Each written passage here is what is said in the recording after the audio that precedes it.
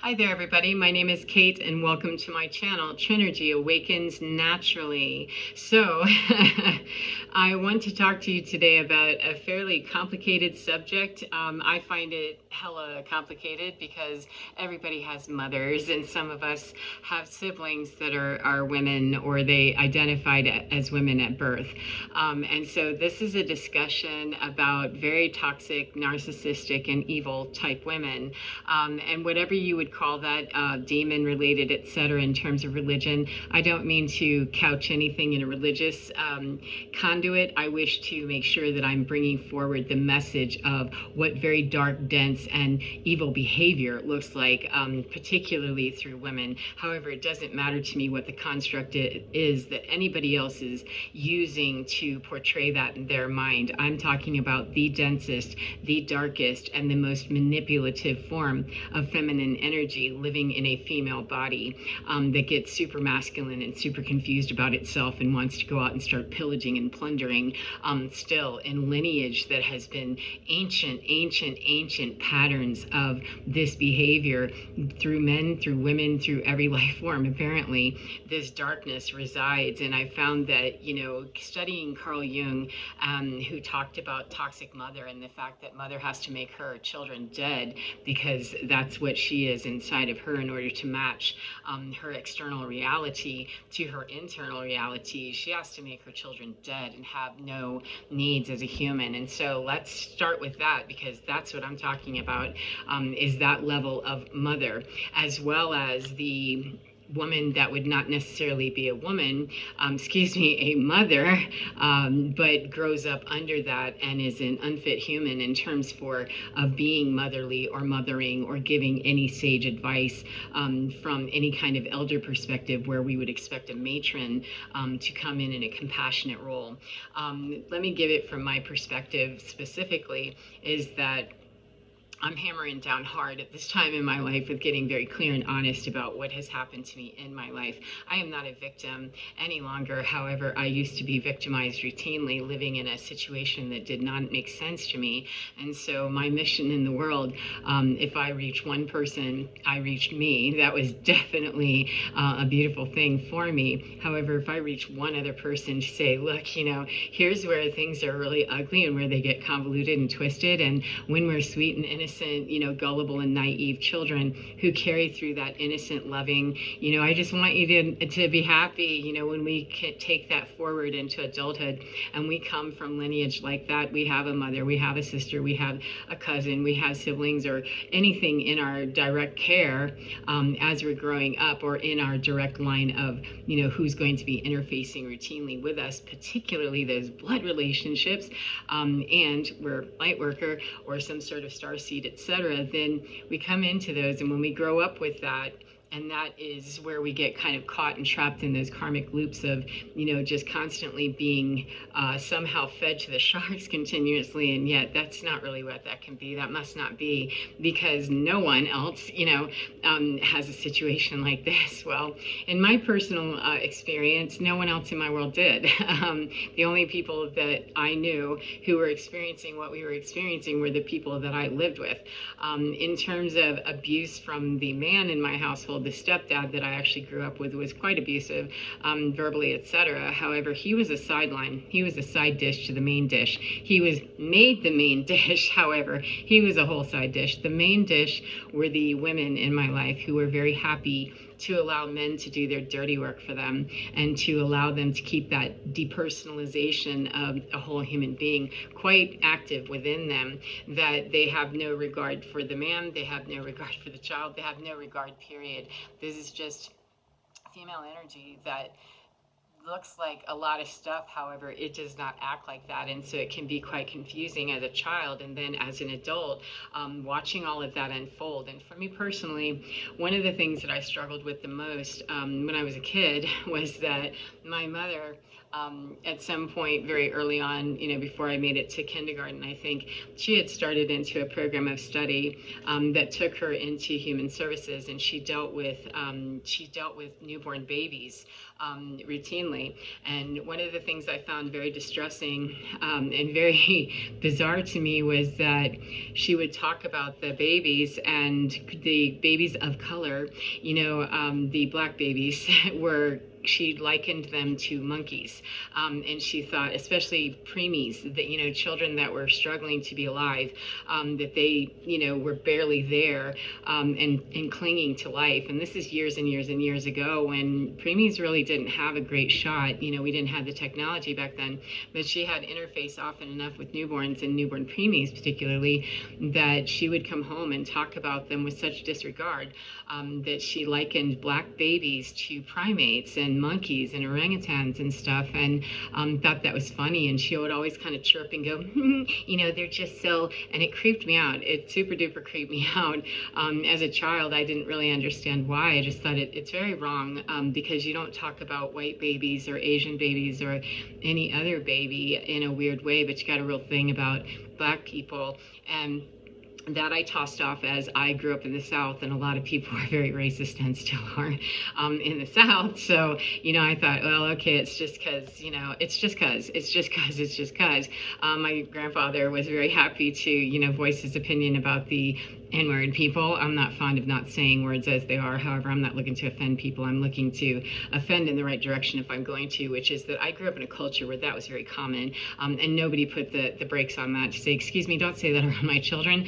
Do not say that word at all. It's horrible. However, definitely don't say it around my children. Of course, we weren't going to worry about what was being said in front of the children, because the primate babies, that's a form of, you're worse than somebody who's openly saying, foul things about a particular race. However, you're couching it in a helping profession as a woman who's holding an infant child that is clinging to its life, and making a comment about it looking like something subhuman, is absolutely what I got from that, because this person has no appreciation for life form, period, and definitely does not have a connection with nature that I want to know about.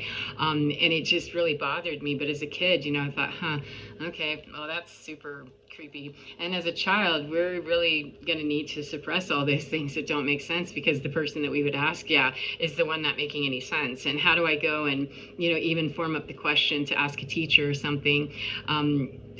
Why does this bother me? The cognition wasn't there to be able to tie that all together. That's a young mind that, should be worrying about what I'm going to do after school today, not wondering, the perplexities of why does that frighten me for those babies that have to be held by this person, etc. So that's the first thing, is that growing up in that culture where I was very clear that life was disregarded because of the situation that I grew up in, because of the situation that I was placed in routinely, of just being left to kind of fend for myself and being set up on the regular by a woman that just didn't want kids. However, she always talked about, my dream is to be the little housewife kind of stuff, and, to be the mom. And I thought, not sure I understand this. However, it was her fantasy, not mine, and it wasn't happening, so it didn't matter either way. And I just kind of went, okay, whatever. If you think this is it, I'm going to put in a big kibosh on that and say, this is not, if you think this is paradise, from the kid's perspective, let me put in a big, hell no, this is not what that is. However, the facade was there. Take a day off from work and cleanse the house and get it all cleaned up and cook a nice big vat of whatever, that's going to somehow make some of us believe, or all of us believe, at least one of us in the kitchen believe, that, I'm cooking up homemade paradise right here.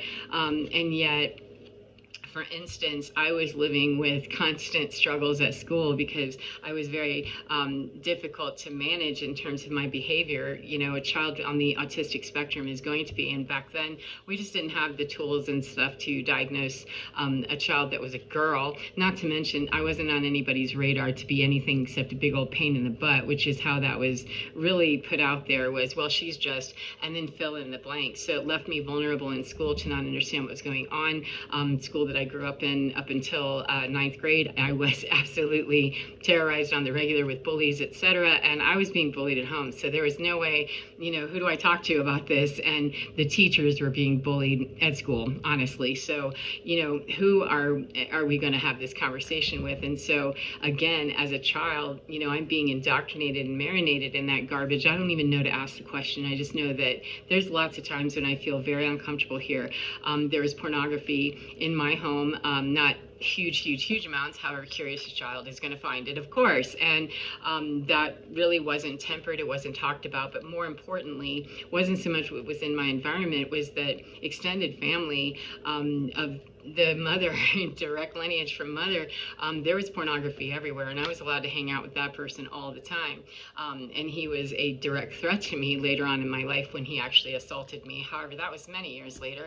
I was a teenager, and I grew up with this man in my life since birth, and he had, very deep, dark, sexual perversion in him, and it was not held back or somehow explained. It wasn't anything. So that's just him. That was kind of the standard answer as well. That's just the way that is. That okay, there's not room for a whole lot of discussion here with a child. That I don't know what the right thing is. I just know this feels really, really super disgusting and creepy. Yet, hey, let's go visit that person who is going to have a house with magazines stacked up halfway up the wall of pornography and had a filthy mouth and really had friends over constantly that talked about sexual acts and degrading things that they'd done to women. And so that's the culture that I grew up in and believed, was normal. However, whenever I would go to other children's houses occasionally, there were not stacks of porn anywhere. There was not, something hot holding the weed, in a special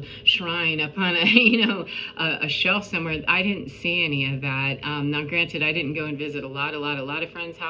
I went away as often as I could. However, mostly I was trying to escape my own hood, and the best that I could do was to go with the least offensive option, and it was generally another family member. And the family member that I went to most often was my mother's mother. My grandmother hated me. She didn't make any bones about, I prefer the other one instead of you, but I guess if there's somebody here, come rub my head, come, rub my back, scratch my back and clip my toenails. I mean, it was just absolutely disgusting that the only way that I can be valid here is if I'm of human service to you. That's great. However, that was the least of offensive of the options I had, which was, either to be the minion to a bitter old woman who was just hated life. She was inattentive, so I could go and do my own thing. She was an option, or it was to be at home where the man who's violent is going to be the one that's in charge of watching me. And when he decides that he's ready to do that and wants me to do it the way that he'd like me to do it, there's going to be some real ass kicking, and I just don't want to be involved in that. And so there was always a strategic plan of escape, in my mind, made me super hyper vigilant. That's true of the neurodivergent community. It's also true of people who were placed in traumatic situations right from the very beginning, and their nervous system didn't have a chance to set in very well. Being held by the same woman that was, talking about monkey babies, I'm pretty sure that whatever those holding sessions might have been, they weren't filled with love and, oh, I'm so happy to have a newborn baby. There wasn't any of that, I'm certain, because I was told very early. I've never known a time when I did not know about being an unwanted pregnancy. And to me, when I first started really, putting that together, I'll be honest with you, as hateful as it sounds, I thought, aren't I number two? How's this happened twice? I don't understand, and why even better? I do remember as a younger child, younger school-age child, maybe around 7 or 8, thinking, why are you telling me this? This is really weird. You're the only mother I know that has ever told their children that they didn't want them. And then in the same breath, when it was convenient to say something like, well, there was a time when I had to almost give you up, and I told God some shit. Okay, that told God, how dare you give me these children? Those are famous last words. How dare you? I heard them a lot. How dare you give me those children and not give me a way to take care of them? I demand that you give me a way to take care of them, because her option, she decided, was that we were just going to be pawned off. I mean, adopted out, whatever way, to get rid of us.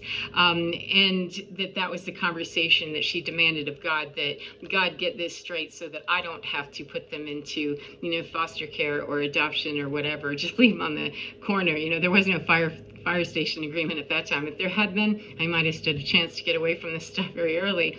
However, the truth remains that we were unwanted, and instead of taking that opportunity to really relate that story in a way that was comfortable, allowed me to know that she wasn't really doing what she said she was doing. What she was doing was placating herself by agreeing with the God in her, that God bullshit that she talks, that part is what saved her and made her the glorious mother, because she in fact got her stuff together, married husband number 2 from a cocktail lounge where she was, serving drinks.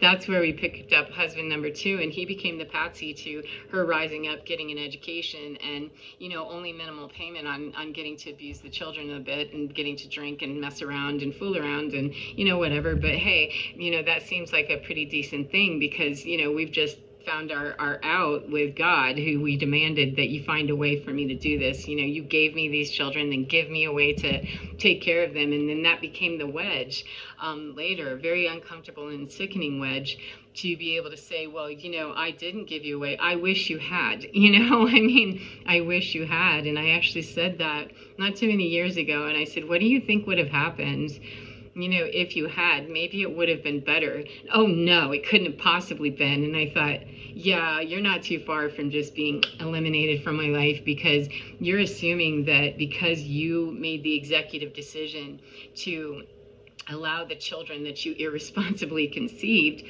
twice to stay in your life, and you found some solution, did not mean that you found the best solution. And I'm going to say at this point in my life that I would have been better to have taken my chances and been given the opportunity to at least go to some other situation where I don't know that it would have been worse. It could have possibly been better, but I don't know that it would have been worse, because by the time I made it out of that horrible situation 7 years ago, actually 5 years ago is when I walked away from all of it. However, it started breaking apart pretty heavily 7 years ago. By the time that happened, I was a broken woman. I had no family left. I had no husband, no children, no money, no house, no car, no animals, down to what I could literally take care of financially, which it was at one point. I was hungry and homeless, and briefly the homeless thing. I mean, it was just really scary, and I wasn't actually outside, living on the street. However, I had nowhere to go in a very short time to make that happen, because of treacherous women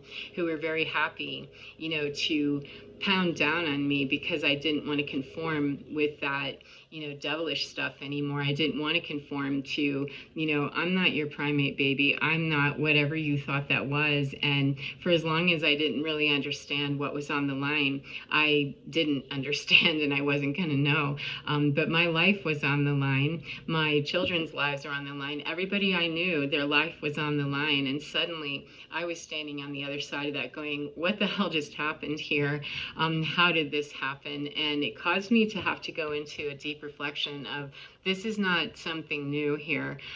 This is a deeper pattern of very, very, very dark, treacherous, evil queen stuff that Jung talks about, toxic mother, pretty heavily. And I'm not going to get into all of that, because it is from wounding and all of those things. And at this point in my life, the days of really spending a lot of time, 1818, being concerned about diving into the psyche of my mother or my sister, she's a replica, that didn't have children of her own. Thank goodness, how she's happy to parasite mine. But going into the psyche of either of those people and trying to go back to what their trauma may have been, would have been, should have been, I don't know, to marry up. It was really confusing, and it's not my work to do. My work to do was to see the patterning, to identify where did you start seeing those things happen, and where did you start wondering. And it was very, very, very early in my life that I kept thinking, something just doesn't seem right. However, when we're in survival mode, we're trying to grow a brain and deal with a nervous system that's, brand new to Earth, and it's constantly being pounded, and we're on the spectrum. I mean, a whole bunch with learning disabilities.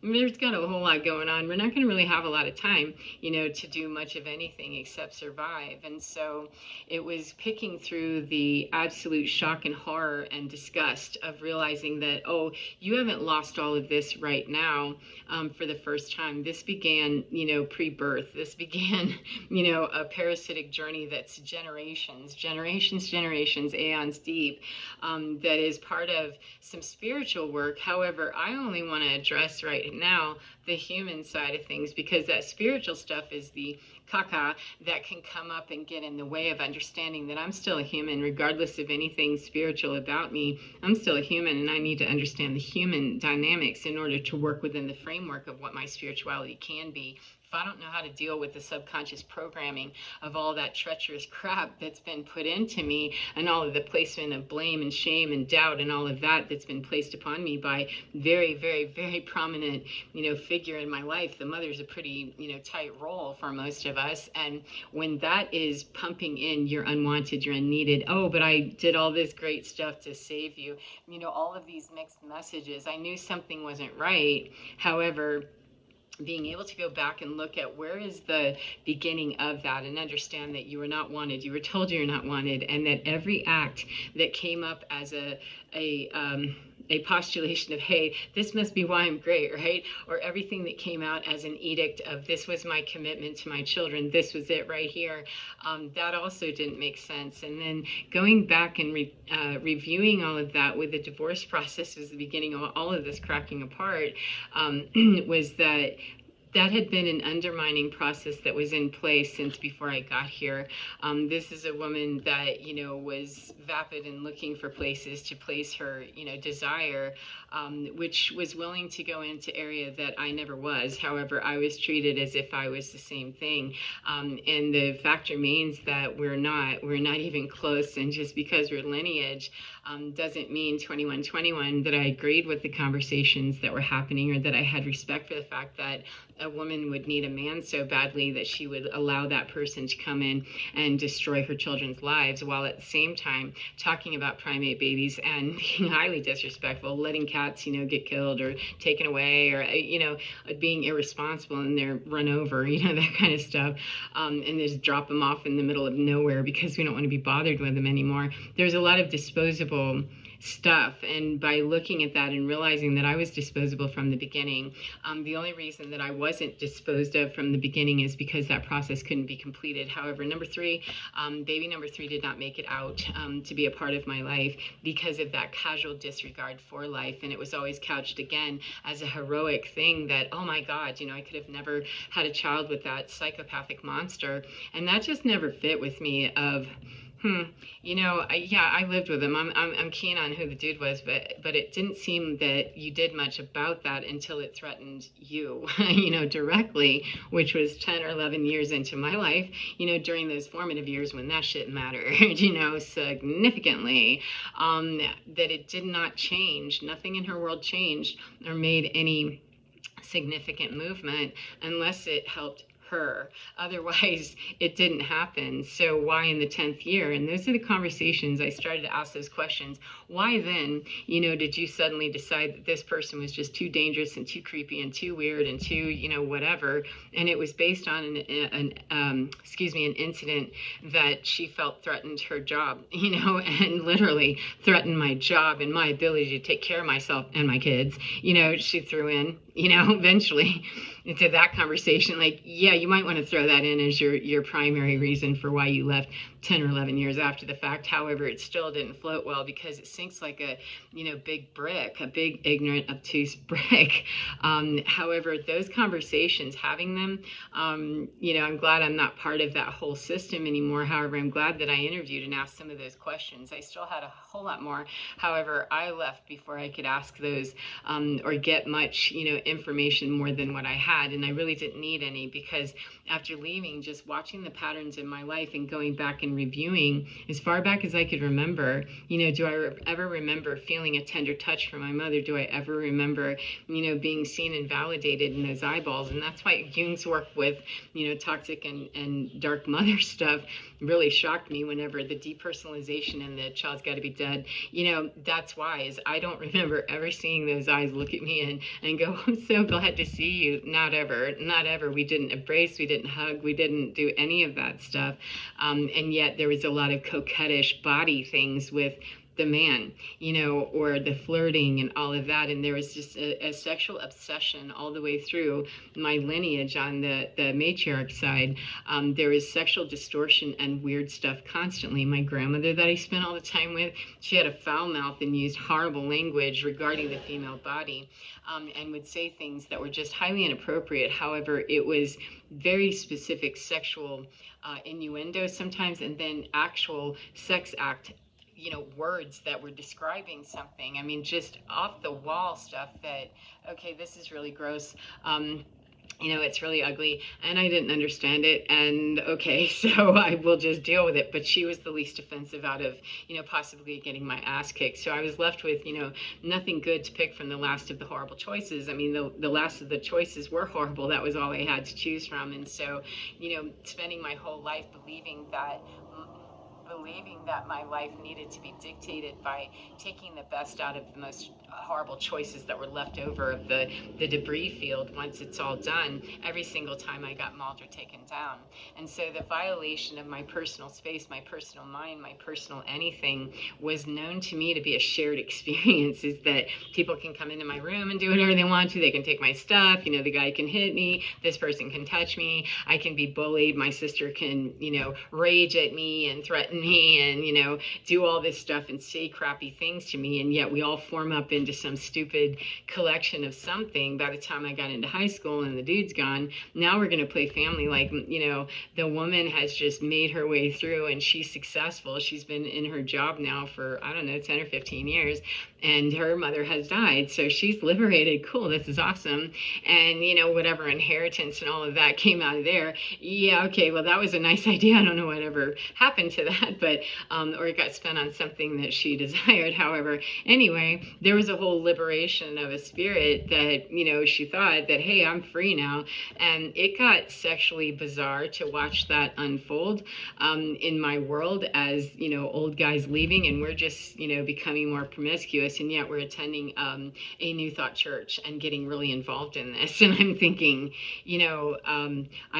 this is just bizarre to me that, okay. And so much discussion of nothing important, except the virtue of this is the work that I'm doing over here and my job and all of this stuff. And yet, I'm watching the dating scene or whatever that was and thinking, okay, I don't know how that applies, but okay. And then I got busy. I was busy with my life and doing my own thing and dating, the one person that I did, and taking all the precautions necessary to not make, the same mistake, unwanted, whatever couch word we're going to say for I was irresponsible, wanted that more than I wanted to not have it, not have the child. I wanted to have sex more than I wanted to not have a child, or I didn't have the nerve to tell the man, no, thank you, not without, some protection, whatever the reasons were. I don't care. It doesn't matter to me because age is not going to be a factor in that. We were the same age, without the same problems. So I really don't want to hear that.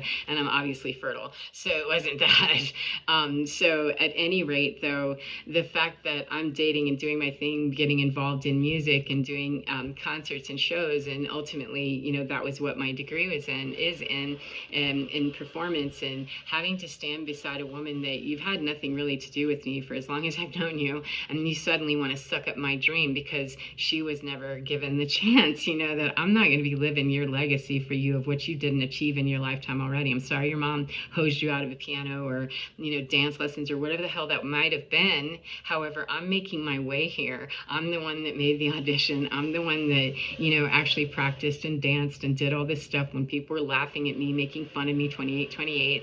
And I was just doing my thing from 5, 6, 7, all the way through. And I finally, caught my break with, by the time I got into high school, with someone that finally could see the beauty in in what I was doing, and actually could teach me and help me, and is what floated me through. However, damned if this woman didn't come through and try to, co-opt that with me, and would cheese around, going, isn't she just fantastic?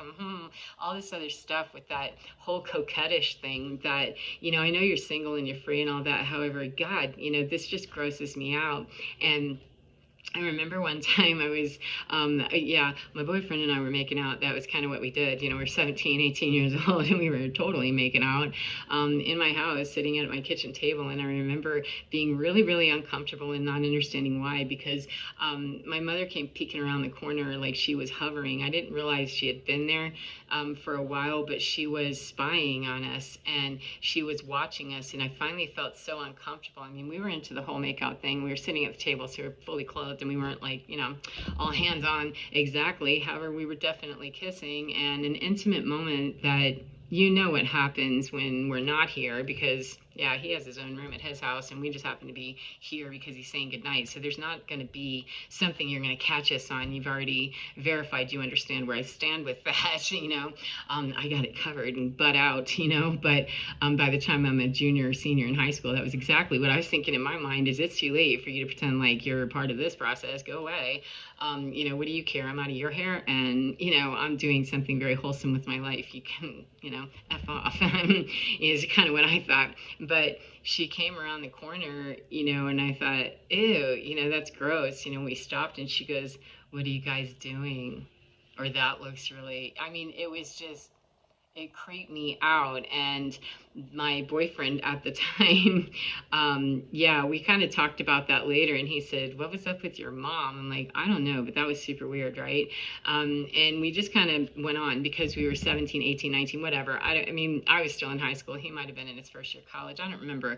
We were old enough to be doing what we were doing in my house, that it had never been stopped before, of course, however, watching and then making a comment about, well, you guys are really, whatever. And I realized the reason I felt that sense of like, ew, was because she had been standing there, kind of cloaked, and that's her thing, is to be spying and lurking, that's one of her favorite activities, I think. But it was really weird to me that, why are you watching your teenage daughter make out with her teenage boyfriend in, the romance of her life? Was my first boyfriend happened to be the love of my life. It was a sweet 16 kind of experience all the way through high school. First love was amazing, and we were absolutely not suited to marry each other and move into, the adult world with one another. But it was beautiful, and I contend that it was, and will remain that in my mind, thank God, because it wasn't tainted by her weird sexual innuendo or all the porn and, abuse that I had sustained. This was a young man that was very virtuous in himself. He was very kind and gracious, and he understood how to treat a woman, a young woman. He understood how to treat women in general and people. However, he was very kind to me, and he always treated me with dignity and respect. And that just felt so gross that lurking eyeballs were there to make comment about it at all. It felt so shaming and gross. Like, you want me to be ashamed of myself because I would be doing something that you think you do? We're not the same. What I'm doing over here is not what you do, baby. I actually love this person, and I don't have a need for him to do something for me. I don't have any expectation that he do what I do, and I don't command him, nor do I keep his, thing in my purse, that I don't control him and he doesn't control me. He respects what I do. I respect what he does, and we share a lot of fun. And we're 17 and 18, because you go away, you lecherous old weird woman. And that's the way that landed. But by the time I pulled out of that and started going into adulthood, it was easy to get caught up in the next, generation of what I was going to be doing wrong by allowing this woman to continue to guide my life in any fashion whatsoever. At that point, a lot more happened that's not worthy of discussing at this point. There may be more later, but at this moment, this is already quite long.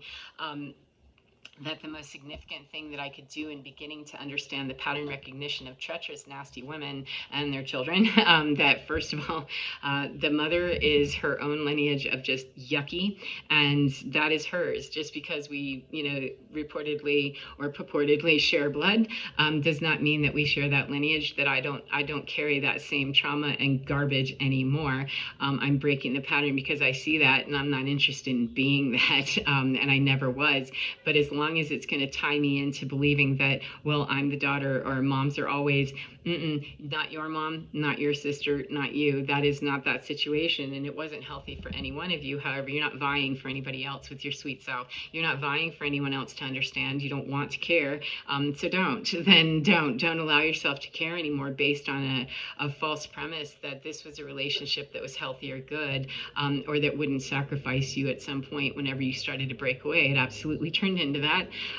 However, the discussion in my mind needed to be realistic about what you actually have. You have a mother that is willing to sell her body, her soul, her children, her whatever. She doesn't care. There is zero respect for anything that matters to you.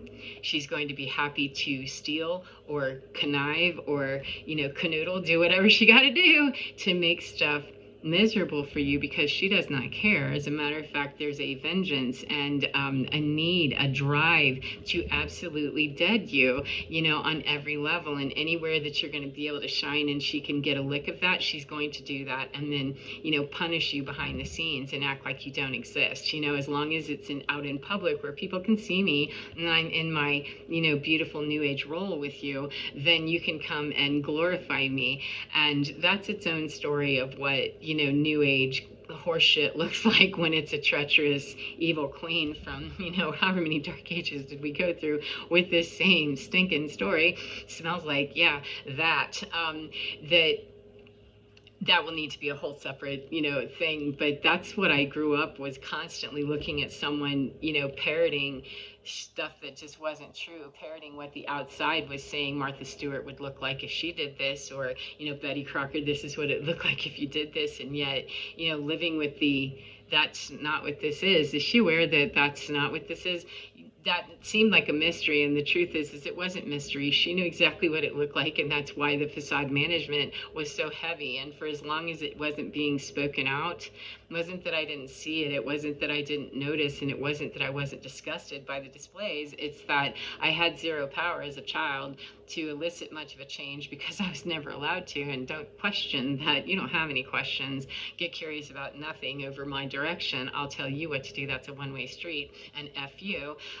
Okay, that's pretty clear.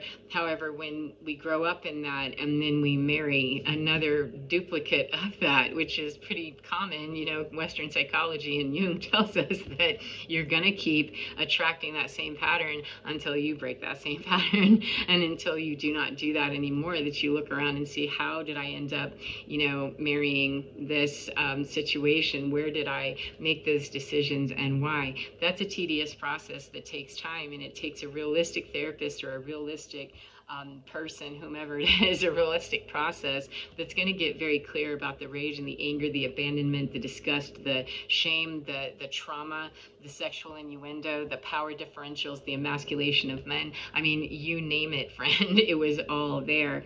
And by continuing to look at some paradigm that says, well, that was then, clearly I'm new age, I'm healed, and I'm really important in this world now, and you have to come with me and continue the facade management with me, that was making me very angry and very, very unhealthy, and did not work for me at all. And it made me very, very sick mentally, and taking on the karma and the baggage and all of the weird witchery stuff that was coming with that. In my particular situation, it was going to need to be separated out for me to be able to actually see what was happening, to understand, with myself, first, that what actually did happen. And I've since had, several conversations with people, and done a lot of research and done a lot of time on my own to come to those conclusions of, yeah, this is where the patterns were, and this is the pathology behind it. However, spiritual me did not get involved with the whole forgiveness and all of that stuff until I could get a handle on what am I even seeing to know what to forgive. To just forgive a mother for, throwing me into situations where she knew I I was going to be hurt, or doing things to estrange me from my own children, or to tear apart my marriage at a vulnerable time in my life, denying trauma, when I brought it to her when I was 18 months old, things like that.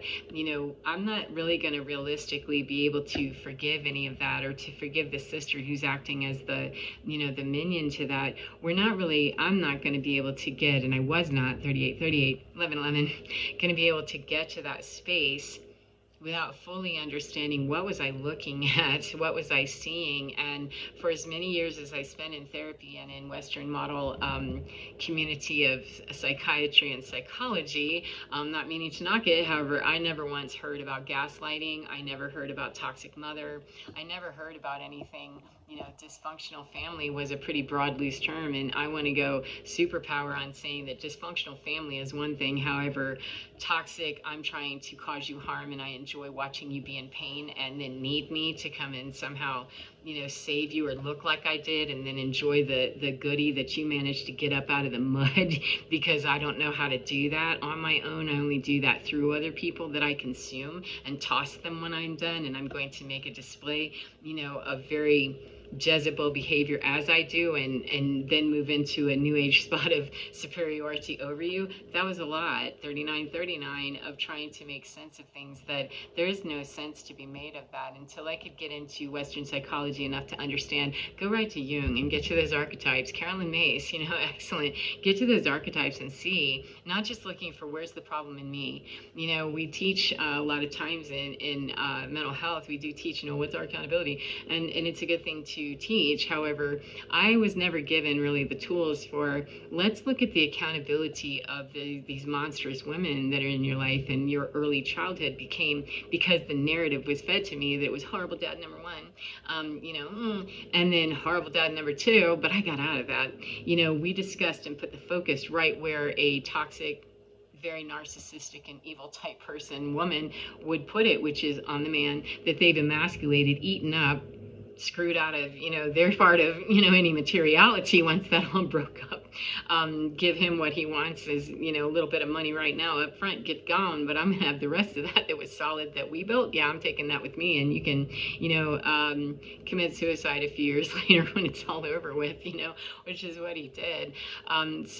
This is treacherous behavior that until we take the eyeball, and the focus off of something else, it was too weird to think, well, there was no common translation for me to make, or an automatic translation or association to make. Well, it couldn't have been, anything except dad number two is just horrible. That's what I heard. That's what I saw. That's what I experienced. However, being able to go back and look at the black eyeballs that I witnessed when I was going through divorce, and, things were peeling apart and people were leaving, and, my children started saying very hateful things along with my ex-husband, we were still married at the time, too. What are you even saying to me?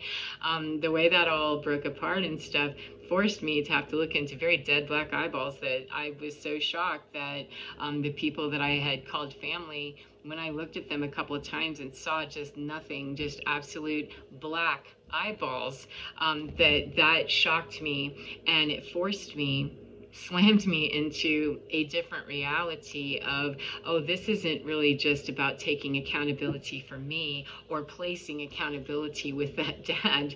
This is about assuming something far different about this, that this is a level of treachery and murderous behavior out of someone that had a whole lot of power in your life, and she's called mom, and she's got subset sister over here who's willing to work on her behalf.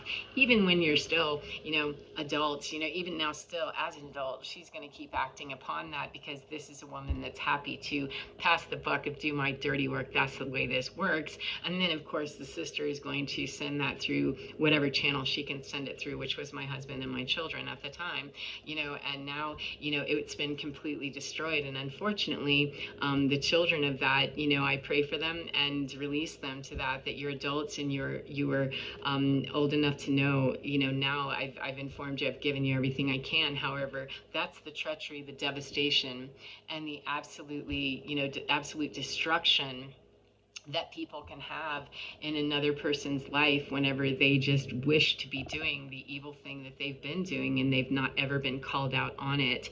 And so it's not a matter of, a revenge tape or something, whatever they call those things, where I'm saying it in order to be hateful to those people. There are deep psychological wounds and, obviously trauma, generational, etc. However, when there's no willingness on the opposite side of that and the eyeballs are black and dead, there's no connection to life, and I'm not dying in order to give somebody else the opportunity to feel a little more alive on me, like a crack hit or something. That takes me down, and it darn near killed me quite a number of times, and I was left for dead, and I just can't imagine what is so worth it in another human being's mind, even as a mother, a sister, a daughter, a uncle, a husband, a wife. I mean, as a human of any kind, what is so vitally important about watching the pain and destruction of another person, move around the room. This is really, really, really, really not even a suspense novel anymore. It's stupid. However, it was still treacherous, and it was a suspense thriller for quite a number of years, trying to separate from that. So it isn't about, shouting out those people and shaming them. They carry their own shame. It's that I'm not going to carry the shame or cover that name anymore by saying that my life was, what it wasn't. My life was what it was. I don't go out of my way to, identify anybody in particular. However, I'm also not going to be hiding around in my own mind about protecting a woman that you tried to kill me. Take your pick, and then take everything that was ever valuable to me that I ever wanted, 4444, out of some hateful, nasty, horrible place in you. That yes, you deserve to have been treated well. However, so did I, and I'm not you, nor will I engage with you like that. So my angle at this point is, whether I'm gifted with spiritual stuff or not, or, I have the ability, doesn't matter. The baseline human behavior is that to consume another person is absolutely not okay. I don't care what the reasons are. I understand a great deal, and I work with felons pretty heavily, and I understand how they got there. However, they have more respect for me than the people who would willingly and absolutely quickly end me if they had the chance, because they tried. That's how angry and threatened these women got to literally leave me, where I was going to either take myself out of the game willingly or be destroyed by everything that I lost in that game. And so hiding in the bushes somewhere, pretending like that wasn't, just a horrible situation, or, making it soft and fuzzy somehow for somebody out in, the world to not get the gist. I was deeply harmed. I'd have given anything for somebody to come and talk to me and say, do you know what's going on here? And unfortunately, no one did, because that's the covert shit that people do, that gaslighting and stuff that gets people hurt. It gets people killed, and mysteriously they have illnesses. They, just off themselves, or they drive in such a panic in their, drunken rage that they, cause an accident that they get taken to prison. I mean, a lot of stuff comes out of that, and most of the behavior that was in my life and in my direct family with my husband and my children was a direct hit on the trauma, etc., that carried over into my family, and we were constantly bereft with emergencies for everybody, constantly. We never had a moment of peace, and so I'm never going to hold it in my mouth ever again, that the secrecy or the silence of what it is like to grow up in that kind of treachery or that kind of crap, and to separate from it regardless of whose face it is that's saying it. Black eyeballs are black eyeballs, and I don't associate anymore with anyone, and I do not claim any of the baggage or the hate that was allowed to propagate on my back, and was doing its best to terminate me out of its own sickness, its own illness, and its own association with density that I'm not going to deal with anymore, and I'm not going to feel guilty about it. I'm not going to carry the shame, and I'm also not going to carry the name, nor am I going to protect the name. I'm not out here giving specifics. However, if someone ever recognized me as being who I am associated with so-and-so, I don't have the same name, and I damn sure don't look anything like I used to. However, I would not ever, not one more day of my life, will I protect, anything but the innocent. And that is not innocent. That's innocence. That's known willfulness. That's known, disregard. That's known sin. I mean, whatever word you want to use, that is known felon behavior, actual felon behavior that just didn't get caught. And so my angle with sharing is not to be, a vengeful thing. It's to avenge all of the children in me and all of the children of where I can see, and all of what was in my house of the traumatized people being put into that situation over and over and over again. We all had our accountability. We all had our part.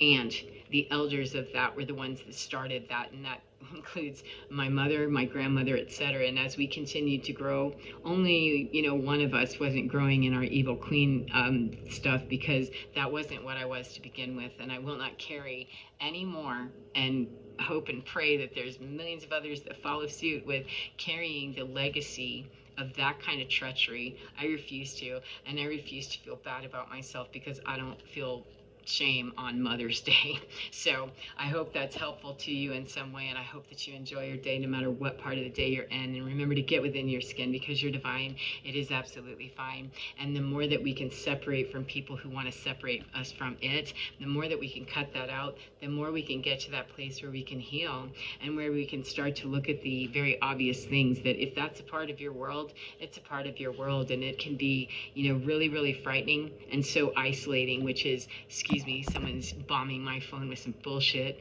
somewhere. Yep, there we go. Excuse me, got distracted for a second. That the more that we can come to grips with what that is, the less that we carry the shame and the guilt, and we can begin to heal and really feel what it is to know the independence of being free of that kind of generational stuff going on, that kind of karma, however you look at it, the density, the relief of knowing I have my sovereignty, and it doesn't matter what anybody else has ever done to me, because I know I've been taken to the ground and back and near death, etc., and I made it out of that. And transcending death, to be in my body, I'm not that attached, like if this manages to somehow move on without, me consciously knowing that there's my last breath, whoops, there it was, then I have enough faith inside of me to know that my divine will make everything fine, no matter what, because I'm not here to serve demonic behavior or dark people or evil queens or mothers or sisters or, children or husbands, nothing. I'm not here to serve any of that. So, and they're not here to serve me. So one of us has got to stop doing that in order for me to be free. So anyway, you're divine, absolutely fine. Take care of yourself, and I'll see you again next time. Goodbye, friends.